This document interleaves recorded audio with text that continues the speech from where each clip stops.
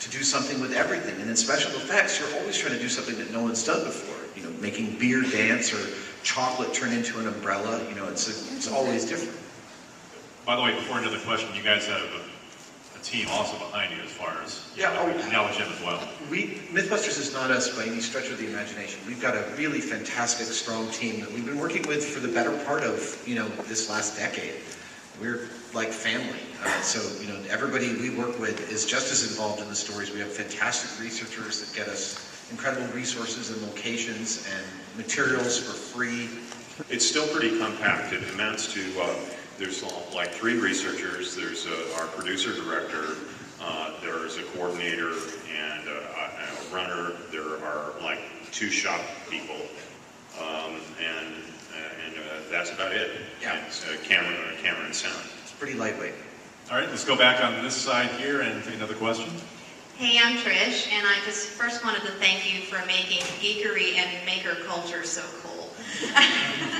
And I was wondering if I know that maker culture is really on the upswing in the U.S., particularly with Maker Faire out on the West Coast. What are your perceptions of the increase of maker culture across the U.S.? I think that it's we're not the cause of it. I think we're rising. We've risen to popularity concurrent with it.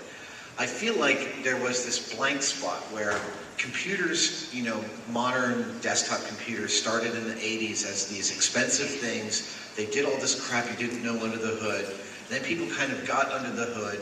And then people not only got under the hood, but they started going onto the boards. And there's a kind of a turning point now where our technology, our digital cameras, our remote control airplanes and stuff are kind of like the do-it-yourself car culture of the 50s, post-war car culture.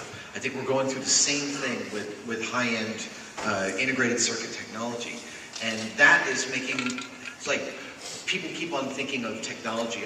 Somebody once said technology is the knack of arranging the world so that you don't have to experience it. And I think people inherently, that is true, but we also resist that. Like there's a point at which it's too much, we're too far away, so we want to get in and start hacking our stuff. And we're, you know, and hacking in the original MIT 1950s term, use of the term, which is like change things, explore where you might not be supposed to explore, but you're not doing it with a black hat, you're doing it with a white hat, you're doing it to learn. Yeah, there's also a thing in engineering at large. I'm finding a lot of people that they're going through engineering schools when they realize that they're going to be spending their time sitting largely at a desk, looking at a CAD program or something like that, and you know, they didn't get into it with that in mind necessarily. That's the general feedback that I get, and so they just have this need to build and to make things, and that's what they're doing. We applaud that. We think it's great, and from our point of view, also. This physical contact and physical interaction with things it's an important way to internalize how things work. And so whether you're just an individual that wants to be creative and build things on your own, or whether you're an engineer, I think it's crucial to mix you know, the book learning or the CAD programs or whatever it is that is the quote proper way of doing things with actual, you know, get your hands dirty and know and get a sense for how the real world works. All right, let's go back on this side here. So Jamie, how many berets do you own? And have you lost or destroyed any in the pursuit of myth busting? I surprisingly managed to keep most of them. I can see he's wearing a new one today. This is a fairly young beret.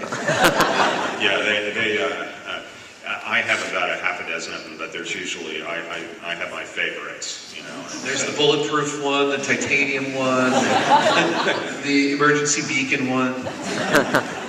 Is there a lucky beret where, you know, you've had close calls with some of them on, and you know, you're No. We're the opposite of, whatever the opposite of superstitious is, that's what we are. All right, thanks for the question. Over to this side. Hi, my name is Wilhelmina, and I'm an art education major. And I guess one thing I like about your show in particular is that it combines science and creativity. And I guess my question is, what would you say, like, if you were presented to art students who both love creativity and science, like, how would you go about explaining that to them, as like you all do on television? Well, yeah, I don't think that those two things are separated.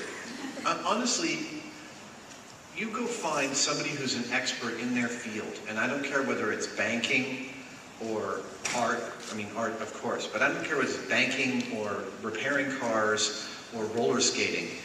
To get to be the best in their field, they've learned that it's a creative enterprise, and they've pushed the envelope, because the more you do something, the better you get at anything, the more you see what you can still learn from it. And the more you have to see what you can learn from it, that's a self-reflexive exercise. I mean, that just causes you to constantly confront yourself to get to that next level. So I don't think that science and I think the main compliment we've gotten from working scientists is that we're showing that those two things aren't separated. Those two things are inherently linked, and that in order to figure out how the world works, you've got to get creative. Yeah, I would just add that both processes are, at least to my mind, very visualization intensive. Obviously, if you're an artist of some sort, you're conceiving things in a visual way in your brain while you're making something or before you make it. And the engineering process is often very similar. At least it is for me. It's as I talked about, learning to doing things hands-on, allowing you to internalize things and get control of them. Visualization is also part of that process. So I would say the same thing. It's very similar. Thank you. Sure. Thank you very much. Back on this side of the room here. I'm Brittany, and the girl that went before me already answered my question. Okay. How did you know how you guys have on the show, you have the other group of people that do like little side gags.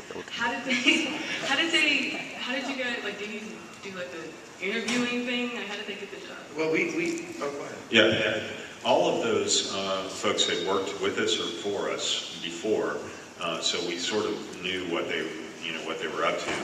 And Carrie, interestingly enough, was an intern that just showed up at my shop through an art school, along with other interns that would occasionally come by. And I had hired her or brought her on as that. And the first day she showed up, we had her do. This was really one of my favorite stories. Was the airline toilet seat. For those of you, that's an old episode. For those of you who haven't seen it, it involves a large woman that sat on an airline toilet and flushed it and got stuck on it, and had to be pried out.